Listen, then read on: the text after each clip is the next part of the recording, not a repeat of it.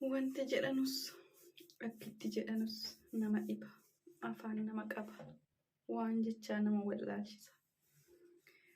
Mucaan kun Oromoo qofaaf osoo hin taane biyya Itoophiyaa jedhamtu sanaaf nama ifaajaa jirudha.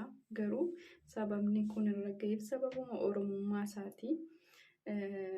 Ijoolleen Oromoo jechuudha.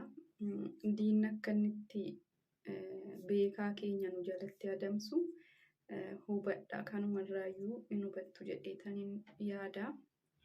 Warreen dheengadda viidiyoo ani waa'ee du'aa Haacaaluu wal qabsiisee hojjedhe irratti namoonni baay'een istiich gootanii waan baay'ee dubbachaa turtanii, haa ta'uu isatti dhufna. Deebii hunda keessaniif tokkoon keessaniif isiniif hin laadha.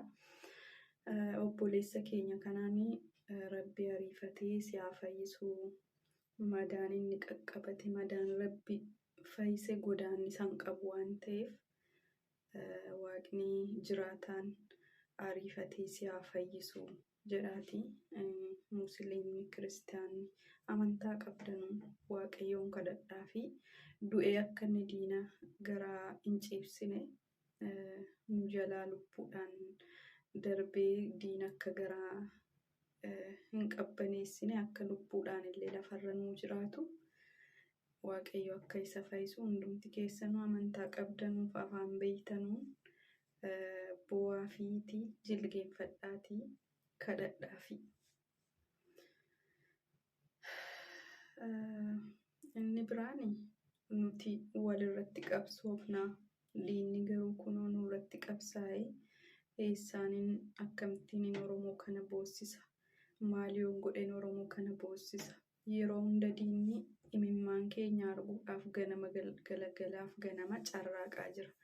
Kanaafiyyuu piliis tokko taanee diina irratti qabsoofnu ofii walii keenya irratti dhiisne jechuudha.